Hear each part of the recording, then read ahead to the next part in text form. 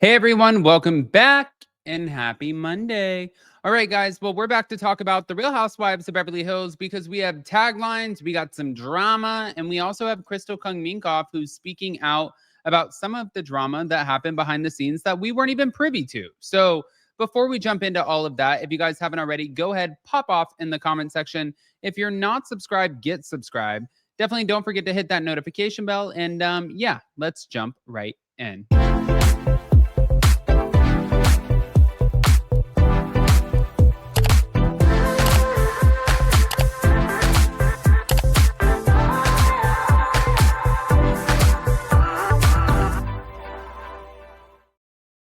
All right, guys. So before we jump into the rest of everything else, of course, you know that I wanted to talk about some of the stuff that's been said behind the scenes. Like, one, yes, I'm very happy that we have the taglines. And of course, we're going to get into that.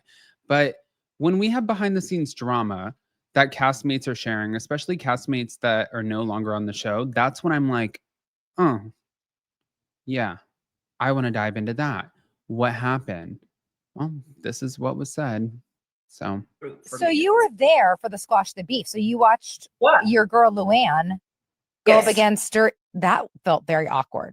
Well, yeah, it was. It was who was it? Was Luann against Erica and Dorit? Yeah, because Luann brought it up. She just said they're the rudest people, but then she seemed to backtrack. What was it like in real life? In real life, it seemed like, that's how she felt. And then, Luann is not the kind of person to be like, I mean, she doesn't care. At the end of the day, she'll call you out and then go have drinks with you later. Like Right. Luann is already figuring out her next song for the cabaret. Like she just doesn't hold on to things. Yeah. You know what I'm saying? You can And I don't- definitely I tell don't take that seriously. that's actually the major difference between, I think, old New York and Beverly Hills. Hanging fruit for So me. you were there for the squash the beef. So you watched What? your girl. Yeah. Like when we were in Beverly Hills, everything was taken so seriously. It was so heavy all the time, and like it would never end. Like old Roni, like Luann, they like cut each other and then like hug it out and have a shot. It's so different. And I think that is way more fun and better. Like you could tell the energy between those three. It was really awkward to watch. Yeah. Like when we were in Beverly Hills, everything was taken so seriously. It was so heavy all the time. You said in one of your recent cabaret shows I know that Dorit and Erica were the rudest housewives. She definitely fumbles the And ball. what there. is this based on? Well, I'm going to say this, that I don't know them well. And when I met Dorit, she was very close to Kyle. So I really didn't get to know her because those two were thick as thieves, right? And Eric and I really don't know each other that well from the few times we've seen each other, right? And so for me, when I said bitch, it was a term of endearment, really. It wasn't said in a mean way. It was not. It was So you meant that they're bad bitches. exactly. Okay. And I truly, Okay. I love it. I like it. Does it seem like the audience is buying it? Let's hear from Dorit.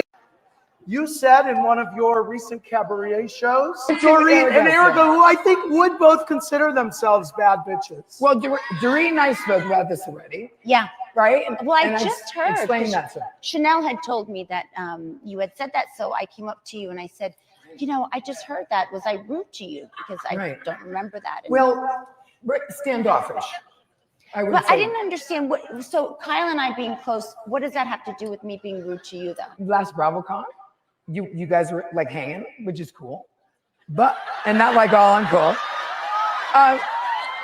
But you really didn't like pay attention or really want to talk to me that much, is all. You know what I mean? Like not Because I super was- friendly.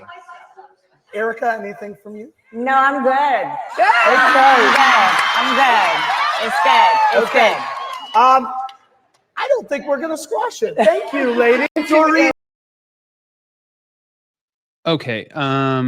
Yeah, clearly we're not going to squash it. I think that was the best way to put that. But hold on.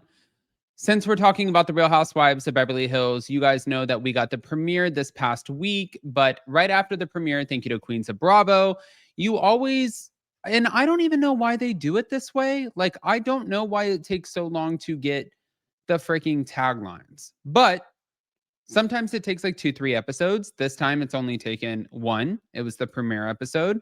And now we have the taglines. So in case you guys didn't see them, they're out. And as you can see, people are already putting like yawn faces. But Kyle Richards said, in this town, stars come and go, but diamonds last forever. Okay.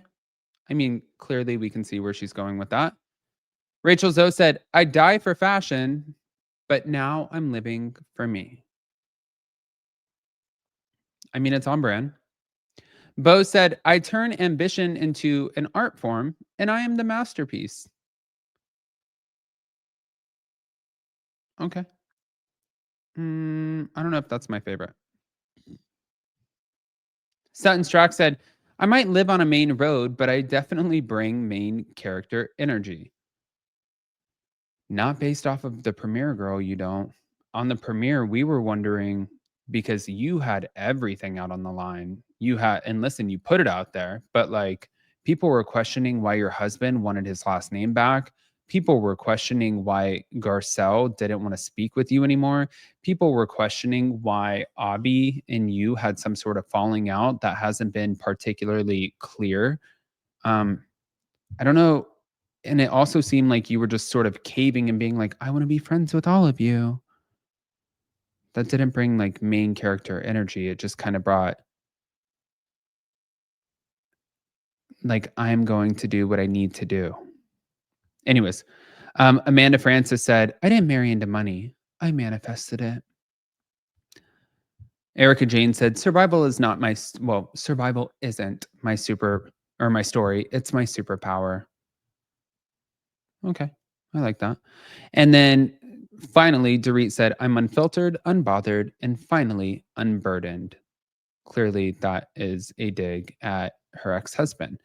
But going back to it too, when everybody was asking about the Abby of it all, just to be clear, you know, she said that her letting Avi go was just business, and she explained that her life changed. There's no more children in the house, no storefront, boutique to tend to, and she simply doesn't need a full-time in-home assistant anymore. And she emphasized that the working relationship, it ran its course, indicating that it was not about drama or a major falling out. However, Sutton did admit that she was surprised by the emotional fallout. Letting him go professionally unexpectedly resulted in the end of their friendship. And she said, I don't talk to Avi. And maybe it was the fact that severing the employment meant losing a friend in this moment. I don't know. I want to hear what you guys think, guys. Pop off in the comment section, please. Don't forget to hit that notification bell. If you're not subscribed, get subscribed. And yeah, I'm sure we'll talk about this. Love you guys. Bye.